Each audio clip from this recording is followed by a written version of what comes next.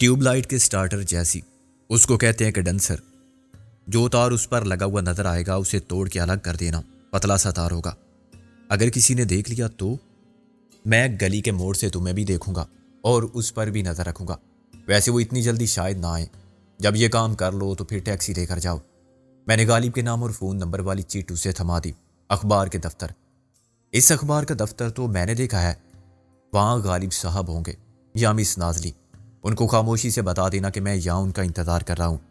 سب بتا دوں نے؟ سب بتا دو، مگر لمبی کہانی مت سنانا۔ وقت ضائع کیے بغیر انہیں یہاں لے آنا۔ میں واپس چل پڑا۔ اچھا جی، بس آپ ان کا دھیان رکھنا، ایسا نہ ہو وہ آ جائیں ایک دم اور مار مار کے میری ہڈیاں توڑ دیں۔ میں گلی کے نکڑ سے دیکھتا رہا۔ ڈرائیور نے بونٹ کھولا اور چند منٹ بعد تار نکال کے بند کر دیا۔ اس نے ہاتھ ہلایا اور ٹیکسی میں بیٹھ گیا تو میں پھر اندر کی طرف لپکا۔ مجھے ڈر یہ بھی تھا کہ اتنی دیر میں دلاور گلی کی دوسری طرف سے نہ نکل گیا ہو یا اچانک مجھے سامنے سے آتا نہ دیکھ لے۔ وہ فوراً تاڑ جائے گا کہ میں نے نور جہاں کے مقبرے سے یہاں تک اس کا پیچھا کیا ہے۔ گلی میں خود کو چھپا کے اس دروازے پر نظر رکھنے کے لیے کوئی جگہ بھی نہیں تھی، اور بلا وجہ گلی میں کھڑے ہونا یا چہل قدمی کرنا بھی محلے والوں کی نظر میں شک پیدا کرتا۔ ایک گلی میں رہنے والے ایک دوسرے کے بارے میں سب کچھ جانتے ہیں۔ گھر میں کتنے افراد ہیں، کیا کرتے ہیں، کیا نہیں کرتے، ان کی عادات و اعتبار سے رشتہ داریوں تک کا حال پرانے لوگوں سے پوشیدہ نہیں ہوتا۔ کس کے گھر میں کون لوگ اکثر آتے ہیں، وہ خود کہاں جاتے ہیں، ان کے چاچے مامے شہر میں کہاں رہتے ہیں اور بیٹی داماد کا گھر کہاں ہے۔ ایسی صورت میں کوئی اجنبی ویسے ہی سب کی نظر میں کھٹک جاتا ہے، اور وہ محلے والوں کے بارے میں سوال کرے اس گھر میں کون رہتا ہے تو 100% مشکوک ہو جاتا ہے۔ مجھے افسوس ہونے لگا کہ یہ کام میں نے اس ٹیکسی ڈرائیور سے کیوں نہیں لیا۔ ہر مشکل کا حل قدرت کے اختیار میں ہے۔ میں گلی کے آخر موڑ سے واپس لوٹ رہا تھا کہ ایک دروازہ کھلا اور کسی عورت نے 8-10 سال کے بچے کو باہر نکال دیا۔ لڑکا تباہ حرام خور تھا، کیا والدہ کے احکامات کی تعمیل اسی طرح مشروط طور پر کرتا تھا۔ خراب لاؤڈ سپیکر جیسی آواز والی ماں نے چلا کے اعلان عام کیا، جائے گا کیسے نہیں تو سور دے پتر، مامے دی ہٹی تک کام سے جانا پڑے تو بہانے کرتا ہے، ویسے سارا دن کھوتے کی طرح گلی میں دوڑتا پھرتا ہے، چل جھاڑو لے کر آ نہیں تو آج تیری ٹانگیں توڑ دوں گی۔ لڑکا باہر بیٹھ گیا، لے آؤں گا، ابھی نہیں جا رہا میں۔ لڑکے نے بلاخر شرط پیش کر دی، اس طرح بکواس کرنا مگر دیکھ، اس زینب کی ماں سے پھر کہنا کہ ہماری پیالی ان کے گھر میں ہے، کب سے؟ خود تو کسی کا خیال نہیں آتا کہ برتن واپس کر دے۔ ماں اوپر جانا پڑے گا، لڑکا بسورنے لگا۔ تو چلا جا، تیری ٹانگیں گھس جائیں گی کیا فرید، ماں نے چلا کے کہا۔ میں سر جھکا کے زیر لب مسکراتا ہوا گزر گیا، لیکن اس گفتگو سے مجھے مفید معلومات اخذ کرنے میں مدد ملی۔ وہ چھوٹی سی دکان مامے دی ہٹی تھی، جو غالباً سب سے زیادہ آسان حوالہ سمجھا جاتا ہے، کیونکہ ایسی دکانوں پر سائن بورڈ نہیں ہوتے۔ جب جھاڑو خرید کے لڑکا اسی گھر کے دروازے تک گیا جس میں دلاور اپنے ساتھیوں سمیت داخل ہوا تھا، تو مجھے یہ پتہ چل گیا کہ وہاں کوئی کھوکر صاحب رہتے ہیں، جن کی بیٹی زینب ہے اور غالباً ایک چڑچڑی بد مزاج ماں۔ مزید یہ کہ ان کی کال بیل میں کرنٹ آتا ہے۔ لڑکے نے غالباً پتنگ مل جانے کی خوشی میں ماں کا دوسرا کام کرنے کا ارادہ کر لیا تھا۔ اس نے گھنٹی کو ہاتھ نہیں لگایا بلکہ جھاڑو سے دبا دیا۔ وہ سائنس کے اس بنیادی اصول سے واقف تھا کہ لکڑی میں کرنٹ نہیں آتا۔ 2 منٹ بعد کسی نے دروازے کا تھوڑا سا پٹ کھول کے لڑکے سے بات کی۔ لڑکا واپس ہوا ہی تھا کہ میں نے اسے انگلی کے اشارے سے بلا لیا۔ وہ جھاڑو کو تلوار کی طرح لہراتا گیا۔ تمہارا نام فرید ہے نا؟ میں نے دوستانہ لہجے میں کہا۔ یہ کھوکر صاحب ہے نا جن کی لڑکی ہے زینب، یہ آج گھر پر کیوں ہے؟ رات کی ڈیوٹی تھی ان کی، لڑکے نے کہا۔ پھر رات کو جائیں گے۔ میں نے 1 روپے کا نوٹ نکالا۔ یہ تمہیں مل سکتا ہے ڈور پتنگ کے لیے، پہلے یہ بتاؤ کہ کھوکر صاحب کے گھر میں کتنے لوگ رہتے ہیں؟ لڑکے نے پہلے مجھے اور پھر نوٹ کو دیکھا۔ نیچے وہ خود، ان کی گھر والی اور بیٹی، پاگل ماں۔ کیا وہ سچ مچ پاگل ہے؟ میں ڈر گیا۔ اور کیا، اسے تو وہ پاگل خانے میں داخل کرا دے، ان کی بیوی۔ لیکن کھوکر صاحب کہتے ہیں کہ تم بھی ساتھ رہو ماں کے، تو پھر ٹھیک ہے، ورنہ ادھر باہر بورڈ لگا دیتے ہیں پاگل خانے کا۔ اوپر کون رہتا ہے؟ میں نے انسی ضبط کی، کرایہ دار، دوسری منزل پر آتے ہیں اور چلے جاتے ہیں، زیادہ دن کوئی نہیں رہ سکتا۔ کیوں؟ کیا کھوکر صاحب تنگ کرتے ہیں؟ لڑکے نے نفی میں سر ہلایا۔ اوپر جنات رہتے ہیں، جو ان کی نہ مانے اسے اوپر سے گلی میں پھینک دیتے ہیں۔ ایک عورت کو پھینک دیا تھا، ماں کہتی ہے وہ مغرب کے وقت بال کھول کے کوٹھے پر گئی تھی، اس سے پہلے ایک ترخان کو پھینک دیا تھا، وہ ادھر الماری بنا رہا تھا جہاں ایک جن نماز پڑھتا تھا، میں نے اسے روپیہ دے دیا۔ بیٹا یہ سب فضول باتیں ہیں، لو جی آپ فضل دین سے پوچھ لو، مامدی ہٹی کے ساتھ والا مکان ہے اس کا، کیا آپ کرائے پر مکان لینے آئے ہو؟ ارادہ تو تھا، ابھی تو مشکل ہے، یہ نئے کرائے دار ہیں، یہ خالی کریں گے تو آپ بے شک آ کے دیکھ لینا، جن کسی کو نہیں چھوڑتے، جب تمہیں اوپر سے نیچے گلی میں پھینک دیں گے تو تمہیں بھی پتہ چل جائے گا، اس نے طنز اور تمسخر کے ساتھ کہا۔ میں فوراً واپس ہو گیا، مجھے ڈر تھا کہ کہیں لڑکا میرے بارے میں اپنی والدہ سے ذکر نہ کر دے۔ 1 روپے کی رشوت اس کا منہ بند رکھنے کے لیے تھی، کسی اجنبی سے 1 روپیہ لینے پر ماں ضرور اس کو پھینٹی لگاتی، مگر روپے کا حوالہ دیے بغیر بھی بات کر سکتا تھا۔ ٹیکسی ڈرائیور کے ساتھ غالب کا 1 گھنٹے سے پہلے آنا قطعی ناممکن تھا، اگر وہ نازو کے ساتھ آفس میں مل جاتا اور فوراً روانہ ہو جاتے تب بھی ٹیکسی کے جانے آنے میں 40-45 منٹ سے کم نہیں لگتے۔ 1 گھنٹے میں وہ پہنچ سکتے تھے، مگر یہ 1 گھنٹہ گزارنا میرے لیے بہت مشکل تھا۔ میں اس گھر کے دروازے پر نظر رکھنا چاہتا تھا جہاں جن مالک مکان کو کچھ نہیں کہتے تھے مگر کرایہ داروں کو بے دخل کرنے کے شوقین تھے۔ عدالت سے بے دخلی کا حکم مل جائے تب بھی پولیس کسی کرایہ دار کو کھڑکی کے راستے گلی میں نہیں پھینکتی۔ مجھے کھوکر صاحب کی شخصیت سے کچھ دلچسپی پیدا ہونے لگی تھی، وہ کوئی پراسرار آدمی تھا۔ رات کی ڈیوٹی تو بہت سے لوگ دیتے ہیں، کارخانوں میں رات کی شفٹ ہوتی ہے، رات کو ٹرین چلتی ہے، ہوائی جہاز اڑتے ہیں، مگر کھوکر کا کردار مشکوک اور تجسس کو بیدار کرتا تھا۔ اس کا گھر آصف زدہ مشہور تھا اور مجرموں کے بہت سے ٹھکانے ایسے ہوتے ہیں جہاں عام آدمی قدم رکھتے ہوئے ڈرتا ہے۔ وہ خود اپنے ٹھکانوں کو جن بھوتوں کا ڈیرا مشہور کرتے ہیں اور اس طرح مدافعت کے ڈر سے بے نیاز ہو جاتے ہیں۔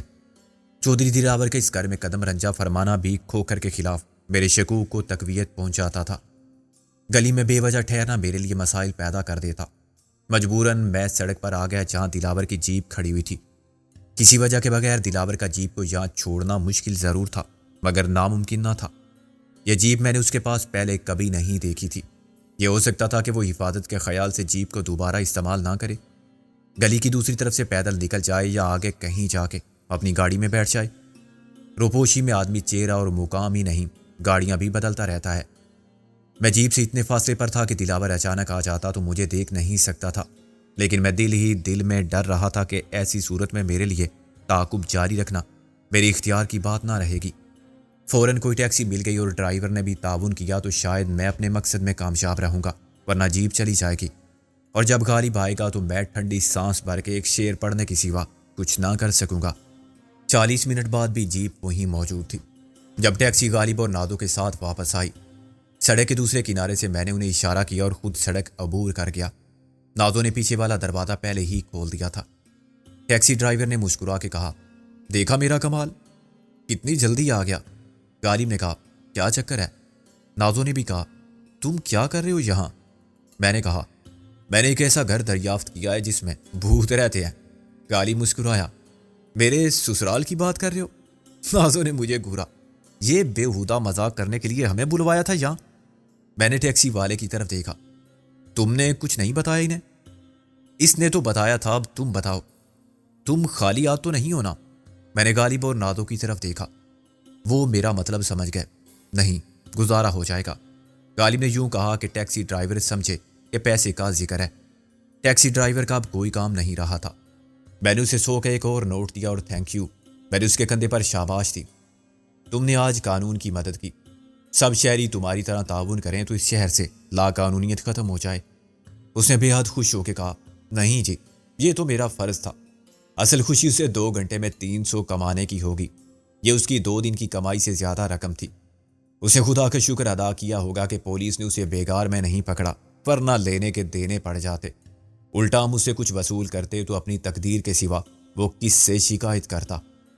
ٹیکسی ڈرائیور چلا گیا تو میں نے غالب سے کہا، وہ جیپ دلاور کی ہے، دلاور اس گلی کے گھر میں چھپا ہوا ہے اور میرا خیال ہے کہیں سو رہا ہے، وہ رات بھر جاگتا رہا ہوگا، اس کے 7 آدمی بھی ہیں، ایک کو میں نے آواز سے شناخت کیا تھا، دوسرا بھی کوئی جان نثار ہوگا۔ غالب نے حیرانی سے کہا، دلاور کہاں مل گیا تھا؟ میں نے مختصراً نور جہاں کے مزار پر پیش آنے والے واقعات کا خلاصہ پیش کر دیا۔ وہ رات بھر دلاور کے شکاری کتے اس طاق میں تھے کہ میری بو پائیں تو مجھ پر ٹوٹ پڑیں۔ دلاور ان کی ناکامی پر غصے میں ہے، اس کا خیال ہے کہ میں نے پہلے سے اپنے جاسوس وہاں بٹھا دیے تھے، انہوں نے مجھے فرار کرا دیا اور میں ادھر گیا بھی نہیں، حالانکہ میں تو پوری بارات لے کر گیا تھا۔ دلاور ذرا دیر سے پہنچا ورنہ آج حوالات میں اس کی سیرا بندی ہوتی۔ کیا واقعی اس نے تمہیں نہیں پہچانا؟ نازو بولی۔ واقعی سے آپ کی مراد کیا ہے؟ ممکن ہے وہ نہ پہچاننے کی اداکاری کر رہا ہو، اسے یہ بھی معلوم ہو کہ آپ اس کے پیچھے تشریف لا رہے ہیں۔ غالب بولا، یار آخر وہ آدمی ہے، نعوذ باللہ خدا تو نہیں ہے۔ اب یہاں باتوں میں وقت ضائع مت کرو، ایسا نہ ہو کہ وہ نکل جائے۔ ہم تو ابھی آئے ہیں، اتنی دیر میں تم نے کیا سوچا ہے؟ میں سمجھتا ہوں کہ دلاور کو پکڑنے کا اس سے اچھا موقع نہ پہلے کہیں آیا تھا اور نہ پھر کبھی ملے گا۔ وہ مطمئن ہے کہ اس کے بارے میں کوئی بھی نہیں جانتا کہ وہ اس وقت کہاں ہے۔ اس نے خود کو محصور کر لیا ہے ایک ایسی جگہ جہاں سے اس کا نکلنا بھی آسان نہیں، اور اس کے حفاظتی انتظامات بھی ہنگامی صورتحال میں ناکافی ثابت ہوں گے۔ تمہیں کیا معلوم اندر کتنے لوگ ہیں اور ان کے پاس کتنا اسلحہ ہے؟ غالب نے کہا۔ نازو نے تائید میں سر ہلایا۔ وہ قلعے کے اندر ہے، ہم کھلی جنگ میں براہ راست نشانہ بن جائیں گے۔ میں نے کب کہا ہے کہ نعرے تکبیر لگا کے حملہ کرو؟ تم آگے جاؤ، بائیں طرف تمہیں ایک چھوٹی سی پرچون کی دکان نظر آئے گی جو مامیدی ہٹی کہلاتی ہے۔ اس کے ساتھ والا گھر فضل دین کا ہے۔ کون فضل دین؟ جانتا تو میں بھی نہیں اسے، مگر وہ غالباً پہلے اس گھر میں رہتا تھا جس میں اب دلاور موجود ہے۔ میں نے کہا، تم دستک دے کر اندر داخل ہو جاؤ، کسی عورت کے لیے یہ کوئی مشکل کام نہیں ہے۔ چند منٹ میں تم گھر والوں کو مجبور کر سکتی ہو کہ وہ خاموش رہیں اور ہم سے تعاون کریں۔ تمہارا کوئی سگنل ملتے ہی میں پہنچ جاؤں گا۔ نازو نے کہا، میں انگلی منہ میں ڈال کی سیٹی بجاؤں گی۔ غالب نے افسوس کے ساتھ سر ہلایا۔ تمہارے سب اعتبار خط درجہ غیر شریفانہ بلکہ لوفرانہ ہے۔ جب واسطہ تم جیسے بدماشوں سے ہو تو شرافت نہیں چلتی۔ سب قرب قیامت کی نشانیاں ہیں۔ گز بھر کی زبان ہو گئی ہے لڑکیوں کی۔ غالب نے توبہ کے انداز میں کانوں کو ہاتھ لگایا۔ میں نے کہا، حد کرتے ہو تم بھی، مجھے فکر ہے کہ بنا بنایا کھیل بگڑ نہ جائے، تم آپس میں لڑ رہے ہو۔ نازو نے کہا، سوری، میرے سگنل پر تم اندر آ گئے، پھر اس گھر کے مکینوں سے میں نمٹ لوں گا۔ میں نے کہا، تم پہنچ جاؤ دوسری طرف۔ جس گھر میں دلاور اس میں کوئی کھوکر صاحب رہتے ہیں۔ کھوکر صاحب کے دوسرے پڑوسی کون ہیں یہ مجھے معلوم نہیں، مگر کسی بھی بہانے اندر پہنچ سکتی ہو۔ پوری کوشش کرنا کہ ہنگامہ آرائی نہ ہو، عورتیں بچے خوفزدہ ہو کے چلانے نہ لگیں۔ انہیں سمجھا دینا کہ تمہارا ارادہ کسی کو نقصان پہنچانے کا یا لوٹ مار کرنے کا نہیں ہے۔ اس کے باوجود کوئی مردانہ وار سامنے آئے تو اسے خاموش رکھنے کے لیے تم ہاتھ کی صفائی دکھا دو یا ریوالور، یہ تمہاری مرضی ہے۔ کام مکمل ہو جائے تو یہ گھر غالب کے حوالے کر دینا اور خود باہر آ کے سامنے سے ناکہ بندی کرنا۔ میں اور غالب دو طرف سے کھو کر کے گھر میں داخل ہونے کی کوشش کریں گے۔ عین ممکن ہے دلاور مقابلہ نہ کرے اور فرار ہونے کی کوشش کرے۔ فرار کے لیے صرف سامنے کا راستہ ہے۔ تمہارے لیے گلی میں یا دروازے پر کھڑے رہنا مشکل ہوگا۔ تمہارے لیے ایک محفوظ مقام تو مامیدی ہٹی ہے، لیکن وہ بوڑھا شاید نہ مانے کہ تم اس کی دکان میں مورچہ بناؤ۔ وہاں لوگوں کی آمد و رفت رہتی ہے۔ اس نے کسی سے بھی کچھ کہہ دیا تو بات پھیل جائے گی اور وہاں مجمع لگ جائے گا۔ بہتر ہے کہ تم کھو کر کے گھر کے بالکل سامنے والے گھر میں اپنی جگہ بناؤ، جہاں سے تم دروازے پر نظر رکھ سکو اور ضرورت پڑنے پر دلاور کا راستہ بھی روک سکو۔ نازو کچھ پریشان نظر آنے لگی۔ یکے بعد دیگرے 3 گھروں میں گھس کے سارے گھر والوں پر قابو پانا مشکل ہوگا۔ کیا پتہ کون کہاں ہو؟ ہمیں تو یہ بھی معلوم نہیں کہ کسی گھر میں عورتوں، بچوں اور مردوں کی تعداد کیا ہے۔ کوئی شکاری بندوق ہی لے کے آ گیا تو؟ میں نے کہا، میں تمہیں سائلنسر والا ریوالور دیتا ہوں۔ ویسے تو تم خالی ہاتھوں سے کسی بھی پہلوان کو لمبا لٹا سکتی ہو، مگر مقابلے پر کوئی آتشی اسلحہ اٹھا لے تو اسے بلا تکلف گولی مار دینا۔ بس اتنا خیال رکھنا کہ گولی چلانے کا مقصد ان کی جان لینا نہ ہو۔ یہ ایک فیصلہ کن مارکہ ہے نازو، اور اس میں سب سے اہم کردار تمہارا ہے۔ اگر تم نے کامیابی سے پہلا مرحلہ طے کر لیا تو دوسرا مرحلہ بہت آسان ہو جائے گا۔ ہاں، دوسرے مرحلے میں ہم سب اللہ کو پیارے ہو جائیں گے یا پولیس کو۔ میں نے کہا، دوسرے مرحلے میں ہم کوشش کریں گے کہ دونوں طرف سے کھو کر کے گھر میں داخل ہو جائیں، چھت پر پہنچ جائیں اور زینے کے راستے نیچے جا کے بے خبری میں دلاور کو گرفتار کر لیں۔ اسے مہلت ہی نہ دے، لیکن وہ مرنے مارنے پر آمادہ ہو تو پھر رعایت ہماری طرف سے بھی نہیں ہوگی۔ فائرنگ ہوئی تو محلے میں کھلبلی مچ جائے گی۔ مرزا جی، اس کے بعد جو ہوگا دیکھا جائے گا۔ بندوق کی گولی کے سامنے کوئی نہیں ٹھہرتا۔ ہم دلاور کے ساتھ نکلیں گے اور اپنا راستہ خود بنائیں گے۔ صرف سڑک تک پہنچنے کی بات ہے، اس کے بعد جو پہلی گاڑی نظر آئے گی وہی ہمارے کام آئے گی۔ یہ کمانڈو ایکشن ہے۔ خاموشی سے ہم نے مقصد میں کامیابی حاصل کر لی تو ٹھیک ہے، ورنہ جتنی خرابی ہو منظور، نیت یہ ہے کہ ایک کو بھی مارا نہ جائے، مگر ناکامی سے بچنے کے لیے جو بھی راہ میں خائل ہو اسے مار دو، اس سے پہلے کہ وہ تمہیں مارے۔ جنگ کا اصول یہی ہے، تذبذب اور سوچ بچار کی کوئی گنجائش نہیں، رائٹ؟ نازو نے مسکرا کے سر ہلایا۔ میں جاتی ہوں۔ جاؤ، اگلے جہاں میں ملاقات کی امید مت رکھنا۔ خالی بولا، اس جہاں میں کافی بھگت لیا ہے تمہیں، ابھی تو ساری عمر بھگتو گے۔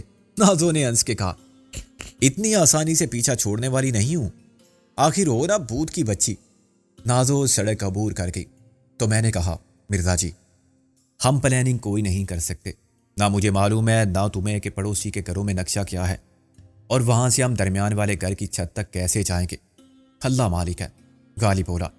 ہاں، اپنی اپنی عقل سے وسائل اور ذرائع پیدا کرنا ہی اصل آزمائش ہے۔ اگر تم دشمن کے علاقے میں پہلے اتر جاؤ تو میرا انتظار کرنا، اور اپنے پیچھے ایسا انتظام کر کے آنا کہ بعد میں بھی گڑبڑ نہ ہو۔ 5 منٹ بعد میں بھی سڑک پار کر کے گلی میں داخل ہو گیا۔ میرے اندازے کے مطابق نازو کو 5 سے 10 منٹ کا وقت درکار ہو سکتا تھا۔ آہستہ آہستہ میں نے فاصلہ طے کیا جو مشکل سے 100 گز تھا۔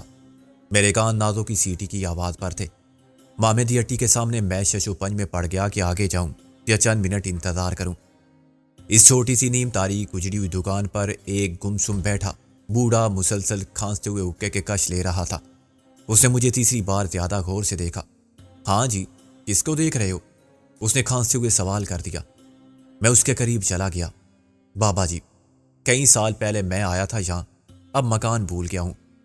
نام بتاؤ مجھے، میں تو یہیں پیدا ہوا تھا اور یہیں مروں گا۔ مجھے سب کا پتہ ہے، ان کا بھی جو مر گیا میرے سامنے۔ میں نے کہا، فضل دین؟ کون فضل دین؟ ایک تو یہ ہے اپنے ساتھ ہڈ حرام چرسی، اس کا باپ لوگو شاپ میں ہے نا۔ اسی وقت نازو کی سیٹی سنائی دی۔ میں نے کہا، ہاں مگر یہ گھر تو نہیں تھا اس کا۔ مامے نے کہا، ٹھیک کہتے ہو تم بھی، پہلے یہ کھو کر کے گھر میں تھے۔ اچھا جی، بڑی مہربانی۔ میں نے سلام کے انداز میں ہاتھ اٹھایا اور ساتھ والے گھر کا دروازہ کھول کے اندر چلا گیا۔ وہ میرے اندازے کے مطابق 5-6 مرلے کا گھر تھا۔ مختصر سے ان کے دائیں جانب ایک کمرہ تھا، سامنے 2 کمروں کے دروازے نظر آ رہے تھے۔ بائیں طرف شاید باورچی خانہ اور غسل خانہ وغیرہ تھے۔ نازو کی آواز پر میں سیدھا گزر گیا۔ سامنے والے ایک کمرے کے پیچھے مجھے تیسرے کمرے کا دروازہ نظر آیا۔ یہ کمرہ اتنا تاریک تھا کہ وہاں دن میں بھی بلب جل رہا تھا۔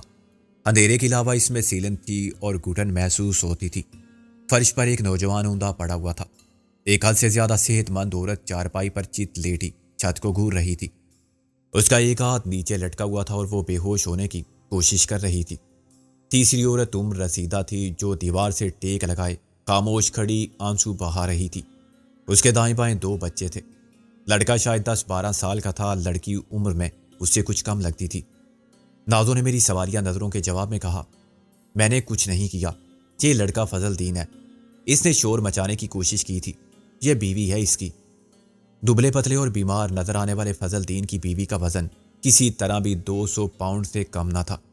اس کی عمر زیادہ نہیں ہو سکتی تھی کیونکہ خود فضل دین نوجوان تھا۔ اس کے بارے میں مجھے معلوم ہو چکا تھا کہ وہ ہڈ حرام ہی نہیں، چرسی بھی ہے۔ شاید چرس کے نشے نے ہی اس کی صحت کو گھن کی طرح چاٹ لیا تھا۔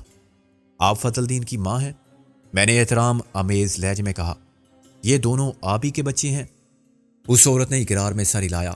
ہمارے پاس کچھ نہیں رہا اب تو۔ میں نے نرمی سے کہا، آپ پریشان نہ ہوں، ہم چور ڈاکو نہیں ہیں، نہ ہم کسی کے ساتھ کوئی زیادتی کرنا چاہتے ہیں۔ پھر اس طرح میرے گھر میں داخل ہونے کا کیا مقصد؟ اگر فضل دین نے قرض لیا ہے تم سے تو میری چوڑیاں لے لو، میں کیا کروں آخر؟ میری تو زندگی عذاب میں ہے، روز کوئی آ جاتا ہے۔ میں نے اسے روک دیا۔ خدا فضل دین کو نیک ہدایت دے، مجھے قرض وصول کرنا ہوتا تب بھی کسی ماں کے ہاتھوں سے چوڑیاں نہیں اتروا سکتا تھا۔ اپنی بہو سے کہیں کہ مکر چھوڑے اور سیدھی بیٹھ جائے، ورنہ یہ لال بیگ چھوڑتا ہوں میں اس کی شلوار میں۔ لال بیگ کہیں نہیں تھا، مگر میری دھمکی کام کر گئی۔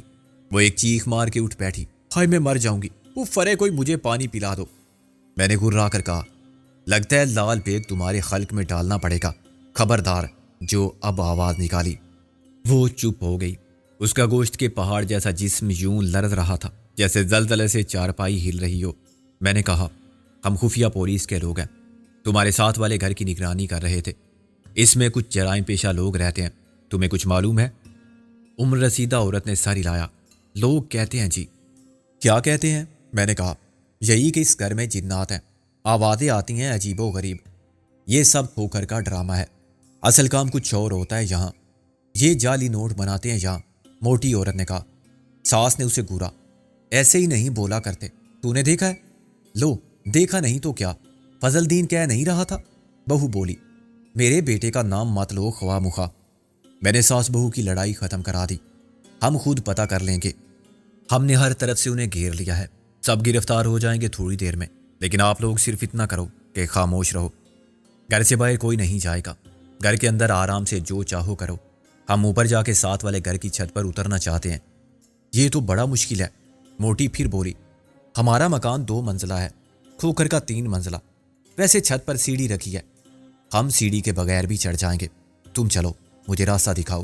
ہائے میں مر گئی، اس نے سینے پر دونوں ہاتھ رکھ لیے۔ میں کیسے جا سکتی ہوں تمہارے ساتھ؟ اماں کو لے جاؤ۔ میں نے آنکھیں نکال کے کہا، سیدھی طرح چلو گی یا میں گلے میں رسی ڈال کے گھسیٹتا ہوا لے جاؤں؟ وہ فوراً اٹھ کھڑی ہوئی۔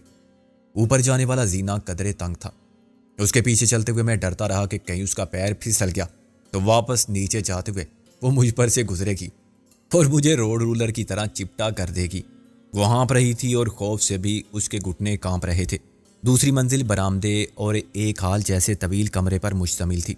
ہال کی چھت تک پہنچنے کے لیے لکڑی کا زینہ استعمال ہوتا تھا، اسے تم اوپر کھینچ سکتے ہو، موٹی عورت نے مجھے بتایا، لیکن یہ بات میرے ذہن میں پہلے سے موجود تھی۔ اخلاقاً میں نے کہا، جتنی موٹی تم خود ہو اتنی موٹی عقل نہیں ہے تمہاری۔ تم نے کہا تھا کہ یہاں جعلی نوٹ چھاپے جاتے ہیں، اور کیا ہوتا ہے؟ اس نے سوچ کر کہا، اور عورتیں آتی ہیں یہاں، عورتیں ہر گھر میں آتی ہیں۔ وہ میرا مطلب تھا وہ شریف عورتیں نہیں ہوتی۔ یہ تمہیں کیسے معلوم ہوا؟ فضل دین بتاتا ہے مجھ کو، اس کی ایک بہن بھی تھی، اس پر جن عاشق ہو گئے تھے۔ جنات نے اسے شام کے وقت کھلے بالوں کے ساتھ دیکھ لیا تھا، اس لیے تو کہتے ہیں کہ شام کے وقت نہانا نہیں چاہیے، خاص طور پر منگل کو۔ وہ منگل کی رات تھی جب اسے جنات نے تیسری منزل کی کھڑکی سے باہر پھینک دیا تھا۔